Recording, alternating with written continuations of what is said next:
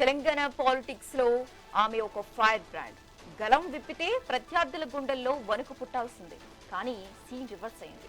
ఇన్నాళ్ళు మౌనంగా ఉన్న రాములమ్మ ఒక్కసారిగా గర్జించారు. అయితే ఆ గర్జన ప్రతిపక్షం మీద కాదు, సాక్షాత్తు తను ఉన్న స్వపక్షం మీద. అవును, ఎమ్మెల్సీ విజయశాంతి అసెంబ్లీ వేదికగా కాంగ్రెస్ ప్రభుత్వంపై వేసిన బాణాలు ఇప్పుడు గాంధీ భవన్ లో కాకరేపుతున్నాయి.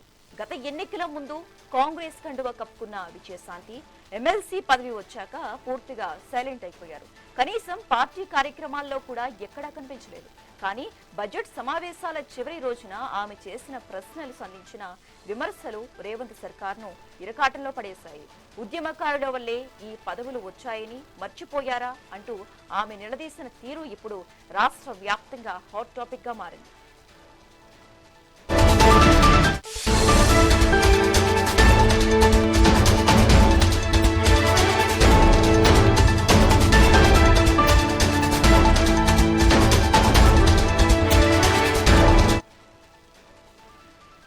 తెలంగాణ పాలిటిక్స్ లో ఆమె ఒక ఫైర్ బ్రాండ్.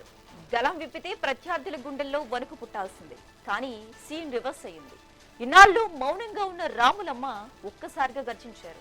అయితే ఆ గర్జన ప్రతిపక్షం మీద కాదు, సాక్షాత్తు తాను ఉన్న స్వపక్షం మీద. అవును, ఎమ్మెల్సీ విజయశాంతి అసెంబ్లీ వేదికగా కాంగ్రెస్ ప్రభుత్వంపై వేసిన బాణాలు ఇప్పుడు గాంధీ భవన్ లో కాకరేపుతున్నాయి.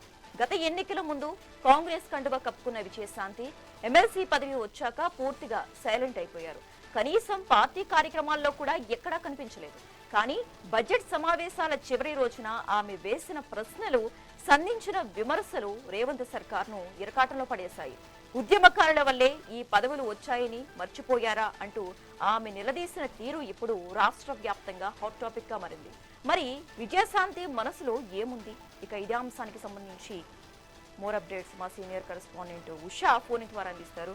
ఉషా, చెప్పండి, విజయశాంతి ప్రసంగం తర్వాత కాంగ్రెస్ హైకమాండ్ నుంచి కానీ అలాగే పిసిసి నుంచి కానీ ఎలాంటి రియాక్షన్ వచ్చింది? డీటెయిల్స్ ఏంటి?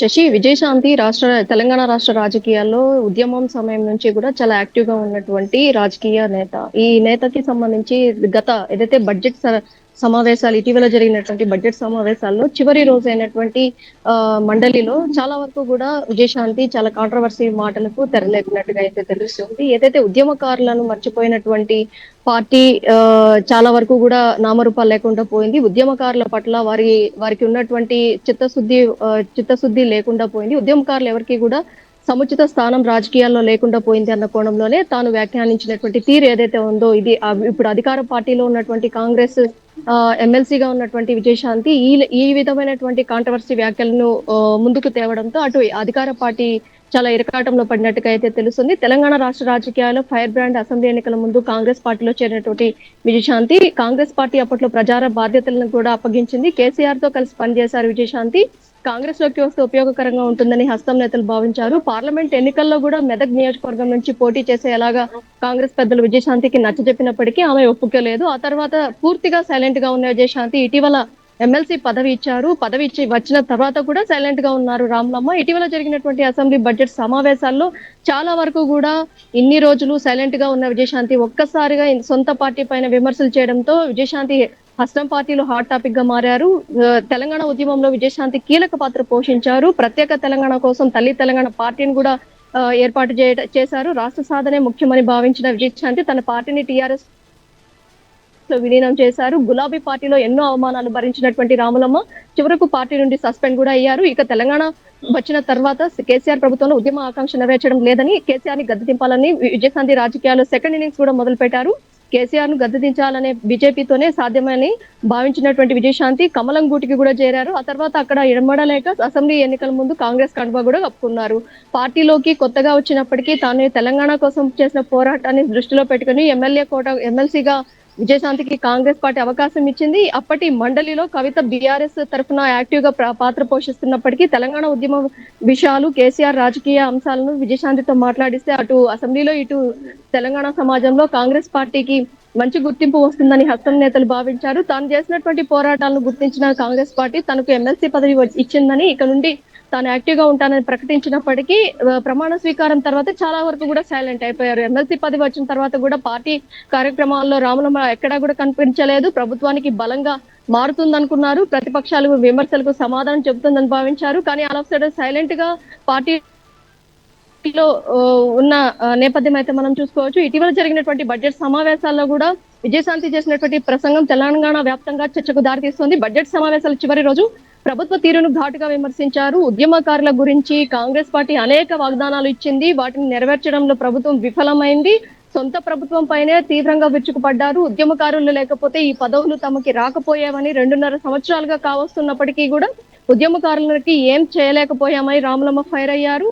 ఉద్యమకారులకు ఆర్థిక సహాయం చేస్తామని, అమరుల కుటుంబాలకు ఉద్యోగాలు కూడా ఇప్పిస్తామని, పెన్షన్లు ఇప్పిస్తామని మేనిఫెస్టోలో కూడా పేర్కొని అందుకోసం ఒక కమిటీని కూడా వేశామని విజయశాంతి గుర్తు చేశారు. ఉద్యమకారుల కోసం వేసినటువంటి కమిటీ ముందుకు కదలడం లేదని సభలో కూడా విజయశాంతి పేర్కొన్నారు. రాములమ్మ సొంత ప్రభుత్వంపై బహిరంగంగా నిండు సభలో విమర్శలు చేయడంతో రాములమ్మ తీరుపై అటు పార్టీ పెద్దలు, ప్రభుత్వ పెద్దలు ఆగ్రహం వ్యక్తం చేసిన నేపథ్యం అయితే కనిపిస్తుంది. మొత్తం ఒక్కసారిగా ఫైర్ కావడంతో రాములమ్మ ప్రభుత్వంపై సీఎం రేవంత్ రెడ్డి పై అటు కేసీఆర్ కుటుంబం మెత్తిపోస్తున్నా పట్టించుకొని రాములమ్మ ఒక్కసారిగా ఉద్యమకారుల కోసం ప్రభుత్వంపై విమర్శలు చేయడం వెనుక ఉన్న ఆంతర్యం ఏంటన్న చాలా వరకు కూడా చర్చకు దారితీస్తుందనే తెలుస్తుంది. మరోవైపు చూసుకున్నట్టయితే మరో వర్షను మరో 14 రోజుల్లో మంత్రివర్గ విస్తరణ కూడా ఉండబోతోంది. దీనికి సంబంధించి కూడా సామాజిక సమీకరణాలు కూడా బేరీజు వేసుకొని ఈసారి కేబినెట్ విస్తరణ 2 సార్లు జరిగినప్పటికీ కవిత ఉషా, రాబోయే 15 రోజుల్లో మంత్రివర్గ విస్తరణ ఉంటుందని చర్చ కూడా జరుగుతోంది.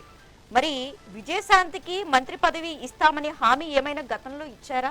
అదేవిధంగా దాన్ని గుర్తు చేయటమే ఈ విమర్శల ముఖ్య ఉద్దేశము అనుకోవచ్చా? ఖచ్చితంగా మీరు అన్నట్టు ఏదైతే కేబినెట్ విస్తరణలో ఇప్పటి వరకు కూడా బీసీ మహిళలకు సముచిత స్థానం లేదు. బీసీలకు సంబంధించి ఇప్పటి వరకు మంత్రులు పురుషులు మాత్రమే ఉన్నారు. మహిళకి ఎక్కడ కూడా కొండా సురేఖ ఒకరు ఉన్నారు. ఈసారి కేబినెట్ విస్తరణలో చాలా వరకు కూడా ఉద్వాసన పలికేటటువంటి మంత్రులు ఉన్నారు కాబట్టి ఆ స్థానంలో ఖచ్చితంగా కేబినెట్ లోకి ఏదైతే విజయశాంతికి స్థానం కల్పించాలన్న నేపథ్యంలోనే తాను ఇప్పుడు గళం విప్పినట్టుగా అయితే తెలుస్తోంది. తన స్వరాన్ని కూడా చాలా బలంగానే ఉద్యమకారుల అంశాన్ని లేవనెత్తి ఆ తర్వాత కేబినెట్ విస్తరణ మరోసారి ఉంది కాబట్టి మరో 14 రోజుల్లో ఉంది కాబట్టి ఈ 14 రోజుల్లోపు కూడా ఏదైనా కానీ సమీకరణాలు తారుమారయ్యే ఛాన్సెస్ ఉన్నాయి కాబట్టి విజయశాంతి ఇప్పుడు ఈ కాంట్రవర్సీ వ్యాఖ్యలు ఏవైతే ఉన్నాయో ఈ వ్యాఖ్యల వల్ల అటు ఇప్పటికే ఎమ్మెల్సీగా రాజీనామా చేసినటువంటి కవిత ఫ్లోర్ లో కూడా లేరు కాబట్టి మండలిలో కూడా లేరు కాబట్టి తాను మాట్లాడాల్సిన వర్షన్ ని కూడా చాలా వరకు కూడా అపోజిషన్ ని కూడా ఛాన్స్ ఇవ్వకుండా కేవలం అధికార పార్టీలోనే ఈ విధమైనటువంటి కాంట్రవర్సీ మాటల్ని అధికార పార్టీ అని మాట్లాడిస్తుందా లేకపోతే తానంటే తానే విజయశాంతి మాట్లాడారా? దీని వెనుక ఉన్న ఆంతర్యం ఖచ్చితంగా కేబినెట్ విస్తరణలో తనకి కూడా సముచిత స్థానం కల్పించాలన్న ఉద్దేశంతోనే విజయశాంతి మాట్లాడారా అనేది కూడా చాలా వరకు కూడా క్లారిటీ రావాల్సి ఉంది. దీని గురించి అయితే ఇప్పటి వరకు అయితే సీఎం గానీ టీపీసీసీ గానీ మొత్తం కాంగ్రెస్ క్యాడర్ గానీ ఎవరు గానీ స్పందించడం అయితే లేదు. చూడాలి రాములమ్మ మనసులోని మాట, రాములమ్మ ఆశ వీటన్నిటికీ సంబంధించి విజయశాంతి విషయంలో ప్రభుత్వం ఎలాంటి నిర్ణయం తీసుకోబోతోంది, లేదు ఈ అంశాన్ని ఇక్కడతో ఫుల్ స్టాప్ పెడుతుందా అన్న కోణంలో కూడా ఆలోచించాల్సి ఉంది.